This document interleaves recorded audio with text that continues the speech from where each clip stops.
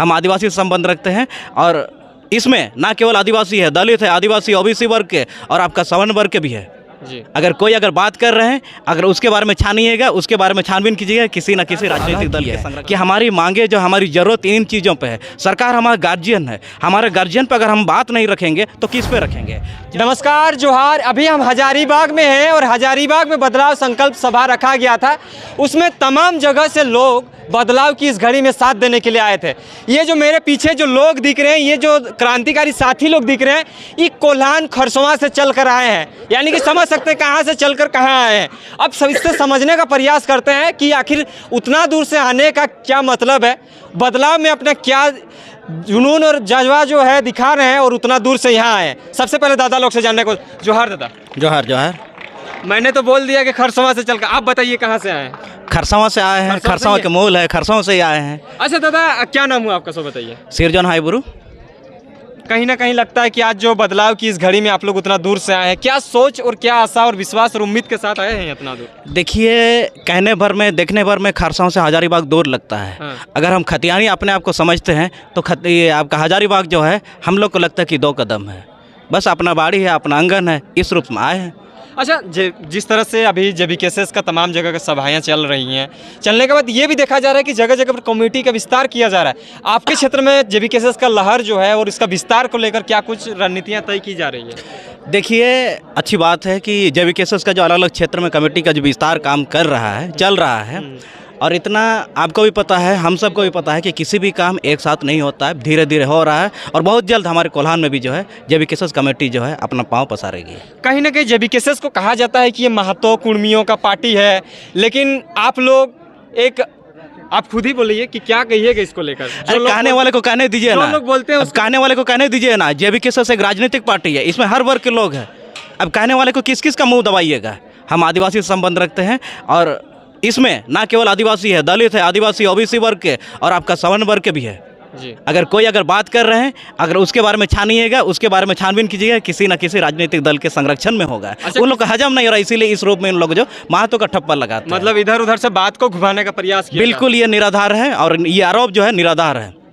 आपके क्षेत्र में सभाएं तो बहुत हुई है कुछ विगत 2-3 महीनों के अंदर, क्या कहिएगा जो लोग जो जुड़ रहे हैं उसके प्रति क्या खुद फीडबैक निकल के आ रहा है जेबीकेएसएस के प्रति?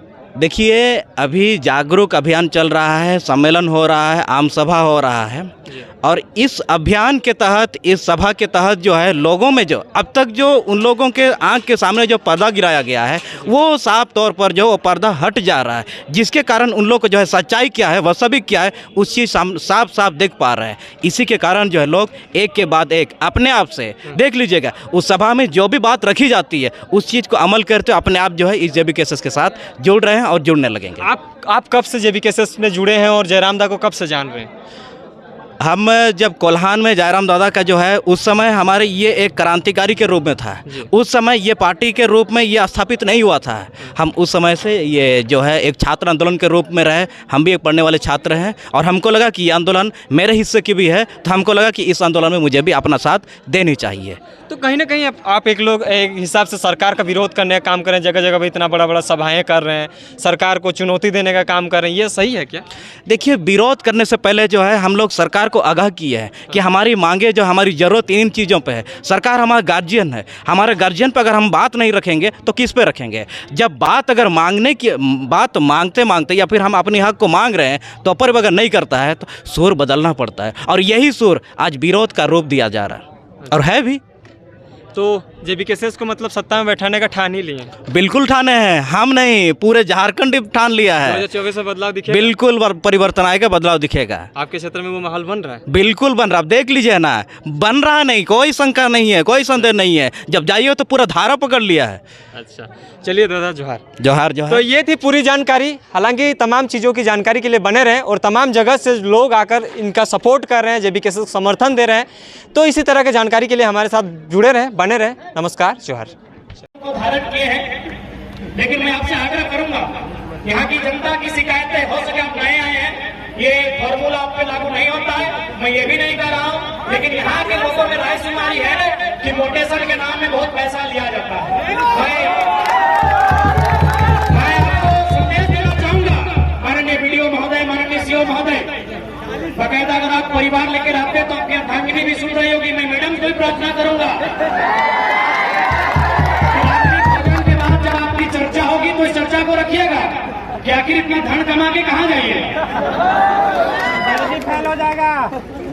सिकंदर तो आप पढ़े होंगे, चूंकि आप पढ़े लिखे लोग हैं, वीडियो है तो जाहिर सी बात है मिनिमम आप ग्रेजुएट ही होंगे ही, मिनिमम ग्रेजुएट है, अधिकतम डॉक्टरेट हो सकते हैं, उससे ऊपर डिग्री नहीं होती है।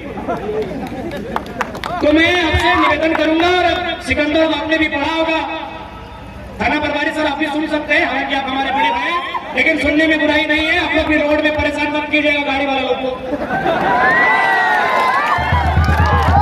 तो सिकंदर साहब, उनका ख्वाब था दुनिया को जीतने का। ये लाइन स्पेशल वीडियो सीओ महोदय, जितने भी बड़े पुलिस प्रशासन के पदाधिकारी हैं, डीसी एसपी भी है, तो क्या दिक्कत है, हमको किसी से डर नहीं लगता है आपकी बात बोलने में। तो सिकंदर जब वो मृत्यु की सैया पर थे, जब उन्हें लगा कि अब हमारी मौत हो जाएगी, क्योंकि इंसान को लगने लगता है कि अब हमारी मौत हो जाएगी, तो सिकंदर ने अपनी मौत से ठीक कुछ दिन पहले अपने मंत्रिमंडल को बुलाया और उनसे 3 बात कहा कि जब मेरा जनाजा गुजरेगा तो एक काम करना, मेरा पूरा शरीर में कफन होगा, लेकिन मेरे दोनों हाथ में कफन नहीं हो, दोनों हाथ को बाहर फैला देना। बोला सर इसका क्या मतलब है?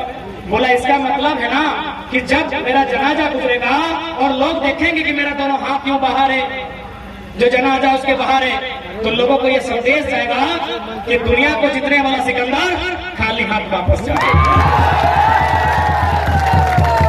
इसलिए मैं माननीय जितने भी पदाधिकारी हैं, प्रशासन के, पुलिस के, जो भी हैं, मैं उनसे विनती करना चाहूंगा, खाली हाथ सबको जाना है, तो गरीबों को लूटकर तिजोरी भरने का काम नहीं करें, क्योंकि उसकी लाठी में बहुत ताकत होती है, उसकी लाठी में बहुत ताकत होती है। मैं मानता हूं आपने अपने मेहनत से नौकरी को हासिल किया है, लेकिन इस बात को आपको भी मानना होगा कि आज अगर सबसे ज्यादा करप्शन कहीं सामने आता है तो झारखंड बहुत आगे है करप्शन में। सिकंदर ने दूसरा लाइन कहा कि मुझे कांधा को इक्का तुक्का लोग नहीं देंगे, लेलवा बुढ़वा बोका धड़ा लोग हमको कांधा नहीं देगा। ये सिकंदर ने कहा। बोला कौन देगा सर?